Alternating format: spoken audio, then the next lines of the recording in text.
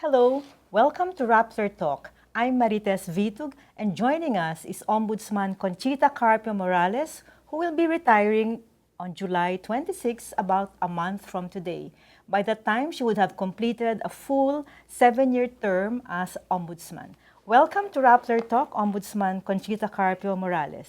Thank you, You will Marites. be missed when you step down next month, but not by everyone, I assure you. I'm sure. I'm sure. I will miss also some, but not everyone too. You said that the greatest achievement of your office is maintaining its independence as an institution. So under your term, what was the biggest threat, or were there several threats to the independence of your office?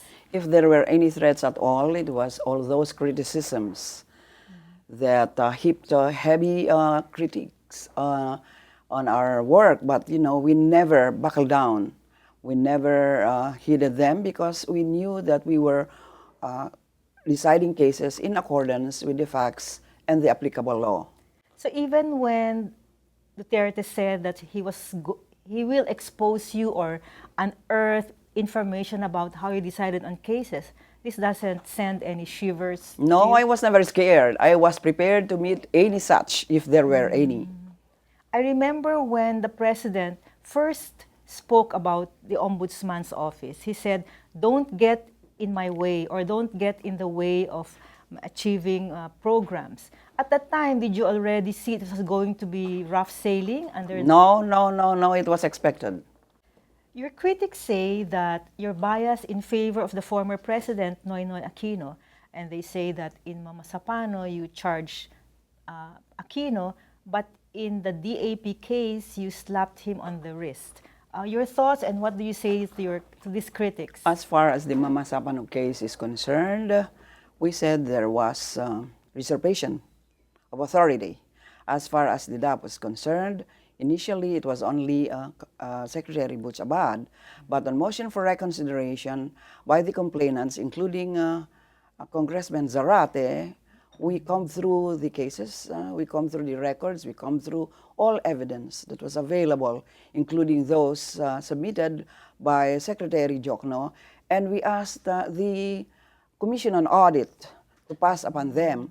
And that explains why it took us a little time to resolve the motion for reconsideration, because we were awaiting the audit of the Commission on Audit, which we requested them to do in mid-2015 yet. And the result came, I think, sometime in the first or later quarter of this year. Oh, so the COA worked slowly on it? I mean, it took some time. If it took them some time, either they worked slowly or, or they neglected to do their work. I see. So, as you said earlier, you do not mind these critics who say you're biased? Yes, it's welcome. No, you cannot please everyone. What are critics for if they don't criticize your work? And also, you said that your office has focused on high-profile cases. That's right. That's what the law calls for. We must focus on high-profile cases. And that's the reason why we started, like in the PDAF cases, we started with these cases which involve millions. Mm-hmm. And which of these cases which have given you maybe the most satisfaction in terms of going after the big fish? Well, the more challenging the case is, the more satisfaction you derive. Like in the PDAF cases, the PCSO case of Gloria Macapagal Arroyo, the multi-cases of Vice President Minay. Mm-hmm. If your case is bland, you don't derive any satisfaction. But if they are a bit complicated and they involve a lot of evidence, then you feel satisfied. Right or wrong, you arrive at a conclusion. Mm-hmm. But you also have your losses because you really work on high-profile cases. Then you also have your losses in court. So that's correct. Like, for example, PCSO. Yes. And in the pork barrel, 2 senators are free. Well, they're free temporarily. Okay, temporarily, but you won't be around to see them go back to prison maybe. And some were acquitted in the fertilizer fund scam. So how do you How does this affect your successes? I don't quantify success. Success to me is the respect you elicit from people. If people respect you for what you did, that to me is success. And as you said, it's also the credibility of your office. So you were able to bring back the credibility I'd like to of believe so because people keep saying they are now find the office credible. They find that I restored credibility. But ma'am, what are the reasons for these losses? Are these systemic or beyond the control of the Office of the Ombudsman? You see, what we do is to find probable cause.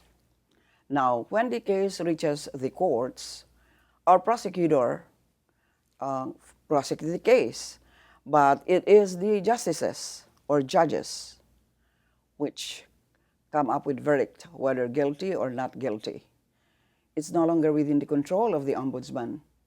Although, of course, we see to it that our prosecutors prosecute in earnest. And would you still confidently say that your office has, done well despite these losses, at least in minimizing corruption in government? I believe so. If the testimonials you get from outside are any indication, I believe so. When you gave a speech, a recent speech, you said that there are, may I quote, peculiar forms of intimidation silently and incrementally permeating a particular sector. And you were talking about the Environmental Ombudsman Program and the Investment Ombudsman Program. Ma'am, can you elaborate? Are you referring, what forms of intimidation are Well, these? like the investment program, you see, the business climate is so cold because these businessmen or would-be businessmen find a lot of difficulties getting licenses, getting permits, and all that. So we thought that by activating this investment ombudsman, we would be encouraging businessmen to invest, especially from those foreign countries to invest in the Philippines. Because you see, if it takes so long, if it takes years for a local government office or regulatory offices to issue licenses or permits, then either these businessmen would be discouraged or they'd be forced to shell out so much in order to get what they want. In other words, to get the permit, because there are times when they are trying to purposely delay the issuance of the permit because they're waiting for grease money. So the Investment Ombudsman Program is new. It just came up under your watch. Actually, there was an attempt to make it operational in previous administrations, but it never got off that strongly. Like the Environmental Ombudsman, it was also a remake remake. It's like a film. It's a remake of the previous program of my predecessors. In this environmental case, there have been a lot of violations, but they were glossed over because there was no teeth given to it. But fortunately, when this Environmental Ombudsman program of the office was activated, we were able to determine some violators. In fact, there have been some cases which we have filed against local government officials. And maybe going to how the Philippines is perceived externally, may I quote the the Rule of Law Index. In 2017 and 2018, the Philippines was described as the biggest mover because we dropped 18 points to 88 out of 113 countries from number 70 in 2016. So this must be a setback to your work if rule of law is no longer as high as it used to be before. Not with respect to the ombudsman, because rule of law is applicable to all offices. In other words, as far as the office of the ombudsman is concerned, we adhere to the rule of law. For other offices which do not adhere to the rule of law, that's their lookout. But it does not in any way dampen our spirit to carry out our mandate. Maybe an example was when your office met a dead end, when you tried to get information from the Anti-Money Laundering Council on the bank accounts of the president. and they did not cooperate at all with the Office of the Ombudsman, which was very different when your office played a vital role in the impeachment of then Chief Justice Corona. You will recall, Marites, that I inhibited in that case. In the case of Corona, I was very active. I was prompted to ask for records of the then Chief Justice Corona on account of the complaints filed against him.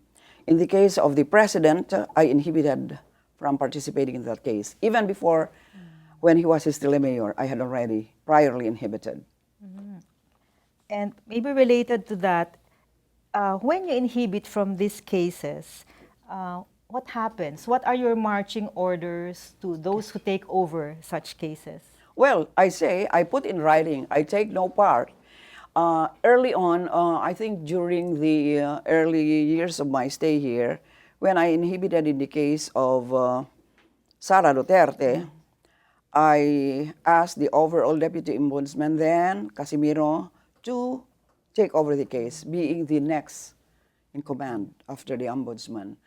But when the issue about our overall Deputy Ombudsman, present one, came out, and he was being subjected to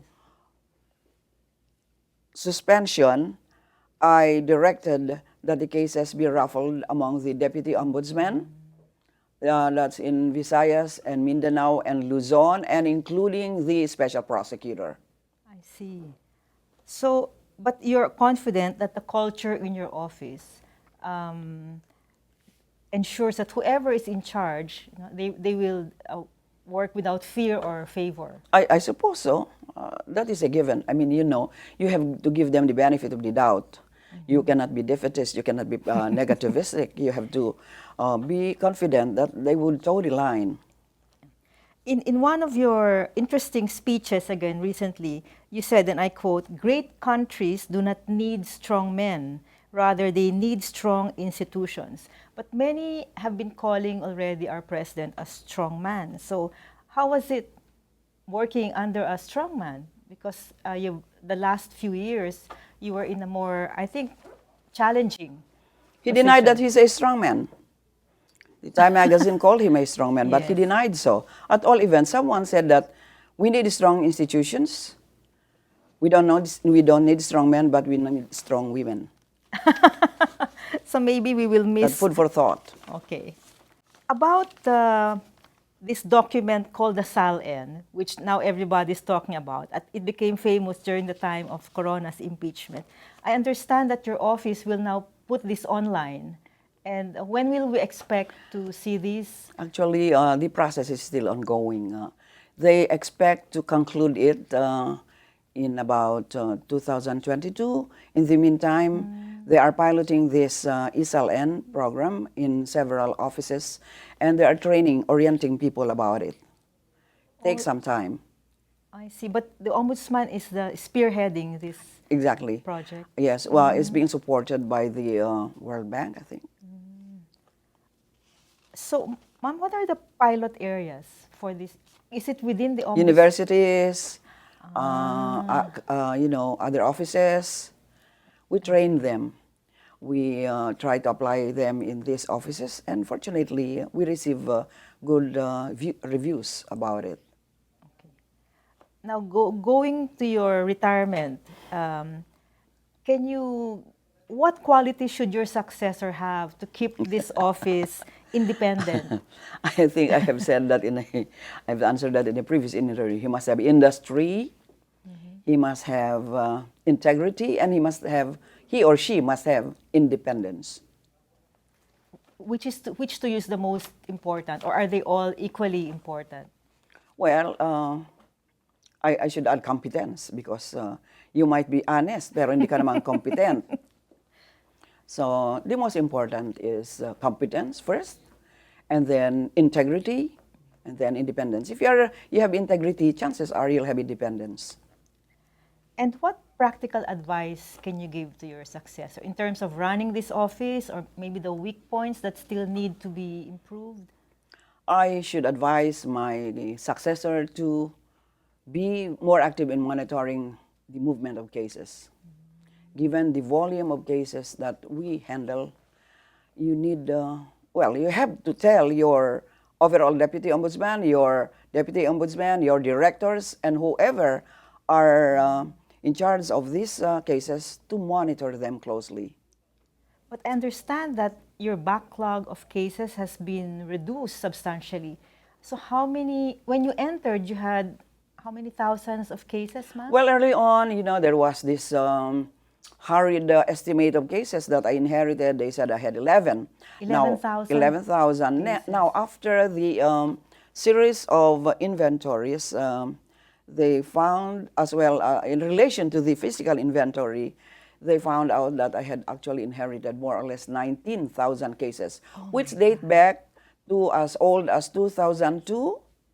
So when I assumed in 2011, there was 19,000 cases. yes, there was a backlog. There was a number of aged cases for 11 years, 2002 to 2010 or 2011. So what did you do with these antique cases? Yes.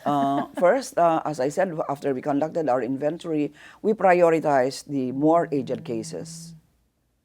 So after prioritizing the handling of this overall of these aged cases, we, in the meantime, handled the inflow of cases that came in the interim, and we received about less than 6,000 per month. Oh my God, 6,000 per month, ma'am. Yes, So, about 6,000 per so month. now that you're stepping down, what's the... Well, as of December 2017, I was told that our pending cases number 6,000 more or less, as of December 2017. So, If that is any indication yes. that our load became so low, it of course reflects also a little of efficiency on our part. So, Sabihin naman nila mayabang. but so the aged cases, you were able to, your Fortunately, office was yes. able to... Fortunately, yes. But you see, our complete monitoring system has not been that effective because the migration of cases has not been completed, and so when someone asks for a clearance, it would show that a case has been pending since 2003, but the result of that 2003 case has not been posted. In other words, you think that there are aged cases which have not been resolved, but they have been resolved, except that either they cannot find the record, or the record has been transferred to the Sandigan Bayan or to some courts, or simply the records were mutilated, intentionally or not. So there's one case. There's this head of an agency who was looking for who was asking for her clearance, and we said there was still this pending case appearing in our database. It turned out that these cases had been dismissed, but that one case, the records of one case could not be found, and so these bureaucrats were reluctant to clear this up. So I said, shall we wait forever before we can decide what to do with this case? Fortunately, they agreed that we should issue the clearance. So it was also a matter of record keeping, organizing That's right. the records. That's right. And we're fortunate that there have been some seminars, workshops about record keeping. Ma'am, the big question. What will you do when you retire? Will you run for public office? No, there's a buzz. I said no, never. But in a more recent interview, I said, well, you close a window. No, you close a door, but a window is open. So, but I'm firm about my plans. I don't intend to run for any position. Okay. So those who have been approaching you will be very disappointed, ma'am. I don't know if they're disappointed. Maybe there was just, maybe they said no harm trying. So if I said no, I don't know if they're disappointed. But if you will stay in the private sector, will you still be engaged, in your advocacy? I will certainly do that. Do you see how you will? Do you see any way? Well, in any way. Right now, I have no specifics about how I would, but certainly, I will not be a recluse. I will join the advocates against corruption, the advocates for good governance. There have been cases filed against the former Justice Secretary Vitaliano Aguirre. Would you still remember what has happened to these cases? I think there was this case for about fake news. Fake Yes, news. I understand they are now preparing the investigation report, and there was this case. Filed by Senator Laila de Yes, Lima. also it's being drafted. I was told. So this will go on. I mean, even when you're no longer here. Well, if the investigation report comes in when I'm still minded to resolve cases, then I will certainly pass upon them. Otherwise, it's going to be my successor who will pass upon them. So let's say the president needs to appoint your successor within 90 days of the vacancy, right? From the creation of the vacancy, okay? Yes. So, Yeah. so if there's no one appointed yet, can you stay on? No, no holdover. There's no holdover. No holdover, no reappointment. So who will take over in an acting Under capacity? the law is the overall deputy ombudsman. Whom the president wanted No, suspended. no. Oh, yes, yes, the present overall deputy ombudsman. Okay, so he will, let's say there's no appointment, so the overall Deputy Ombudsman Karandang will be in an acting capacity, the Ombudsman. So I understand that you did an internal probe as well. Yes. So what are It's the... ongoing. But what does the Ombudsman want to probe about? Well, to determine his criminal, if any, or his administrative liability. But because, again, to be consistent with my previous stance, I am not going to participate in that. I just directed that a case be initiated in order to determine any liability on his part, because you're aware that it's the Office of the Ombudsman which has administrative jurisdiction over the overall Deputy Ombudsman and the Deputy Ombudsman in accordance with the ruling of the Supreme Court in the case of Gonzales. Yes. So ma'am, you created a committee to... This Internal Affairs Board is composed of members. So everyone's passing over the case. How long do you think will this probe take? I really don't know, but when I inquired last week, they said they are discussing the merits of the case. And so I told them, well, you better speed it up because the people expect that results should come in. So looking back on these 7 years, I mean, first, ma'am, are you looking forward to July 26? Of course. Why? I could hardly wait. But why? There's so much more work to do. Well, if I finish all the work that are left undecided, sasabihin na naman nila, midnight decision. In fact, even sa appointments, I've stopped appointing. Oh, within a month? Well, they'll wait. They'll wait for the successor, my successor to appoint. Sasabihin nila, midnight appointment, midnight decision. Oh. You cannot ever please everybody. So you're constrained during this period then. But if there are cases that you need to decide on and... Well, whatever cases came in before my self-imposed deadline, I'll try my best to decide them. Otherwise, I'll leave it to my successor. So, ma'am, when is your self-imposed deadline? Secret. Okay, last two questions. Could you point, what was your lowest point? Did you have any? Of course. During these seven years? I have said this before, that when I feel very strongly about a case, and when the case reaches the Supreme Court, and the Supreme Court rules otherwise, of course, that's your lowest point. You're disappointed. But of course, you have to be pragmatic. If you really believe that indeed the Supreme Court was correct, tanggapin mo. Sapagkat ikaw ay tao lamang, nagkakamali ka rin. But if you strongly believe na tama ka rin naman, well, of course, it's normal that you feel bad, you feel dejected. And you came from the Supreme Court. That's right. And you know how the court works. Yes. So did you feel that they did not decide correctly in, I think you're referring to the pork barrel case or a Gloria Arroyo case? Well, one of them. Because you see, even the Sandigan Bayan, which was the one which tried the case and assessed the evidence, they denied the murder to evidence. Pagdating sa Supreme Court, yun.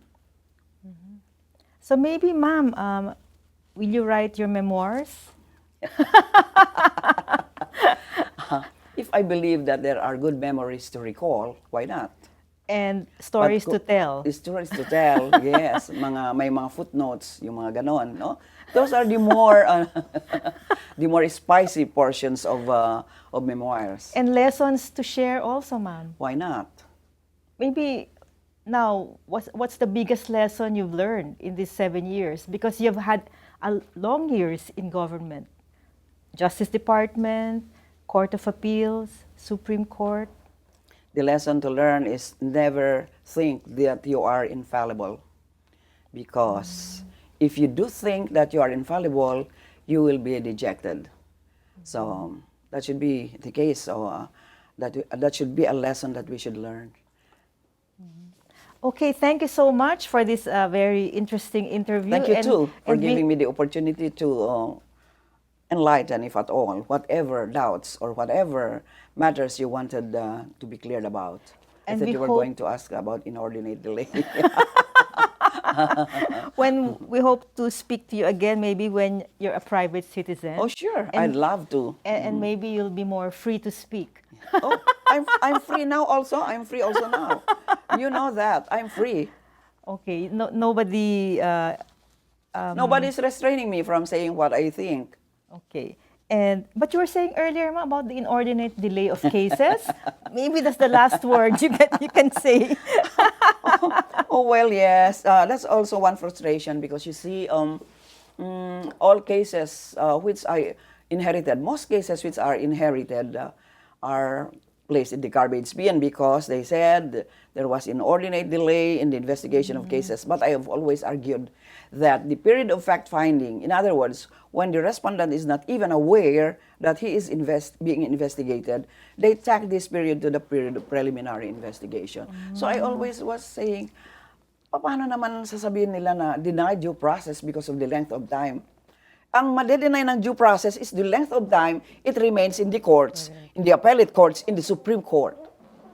Yun ang sinasabi ko. And so I was minded to write Justice Velasco recently about the inordinate delay doctrine. During one birthday party in late February, we were seated and he was asking so many questions about cases in the Ombudsman.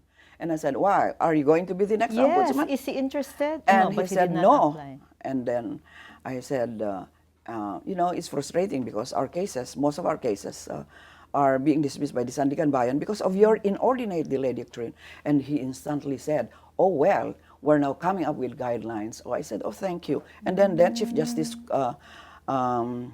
Maria Lourdes Sereno, who was to my left, who was seated to my left, said, she concurred, yes, it's true. So that's about 4 months now. So I was prompted to write him. What happened? Was this ever calendared for deliberation?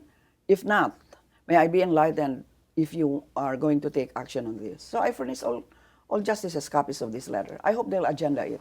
That has been the source of so much frustration on our part because high-profile cases. Look, I'll tell you an example. These fertilizer scam cases, I think they were filed as early as 2004. I was told that in my predecessor's term, there were cases which were dormant for years. Until when I came as ombudsman, they surfaced. All right, so, syempre, mabubuhay yung kaso. So, what are we going to do? If we believe that there's probable cause, we would file them. So ito na, mathematical computation. So it was filed in 2004, the investigation started in 2005, nabuhay noong 2011, na-file noong 2016, inordinate delay. You see, this fertilizer scam occurred in so many provinces, so many places in the Philippines. There's also this tax scam crisis, natulog rin yung mga iba. So, yun na nga, as I was saying, and as people were saying, why do you want to bump your head on the wall? There's a lot of cases in the Ombudsman. There's a lot of irregularities there. Of course, one applicant for this position said, there's a lot of corruption. Yes, I heard that. That was from Yes, Edna Batacan. excuse me. Yes. But when I asked a director, is it true there's a lot of corruption? Yes, maybe, yes, there's true. But during that applicant's time, this I have to say, because that Yes. was the reaction of this high official whom I inquired about. You know, it's parang sampal sa mukha. Nasasabi nila there's a lot of corruption. Come on, come up with evidence. You say you are corrupt, come up with evidence. If you are a party to corruption, you are corrupt yourself. It's I not- think, yes, that came out in the JBC interview. Yes. And on that high note, that thank you again for this interview. I'm so incensed. Yes, I I'm like- sorry about it. No, but it's good pala to make you angry. ma'am. Yes, that's true. Yeah, kasi nga siyempre naiinsultahan ako, sasabihin nila, corrupt ang ombudsman. And she didn't only say it once, ma'am. She said it repeatedly because I watched the Excuse interview. me, why don't you look at each other's records? Come on. Okay. Thank you very much. And the challenge, My pleasure. the challenge still remains with this applicant who is not yet shortlisted. Thank you and good Okay, day. thank you too. My pleasure. Thank you to our audience and our viewers for tuning in to Rappler Talk.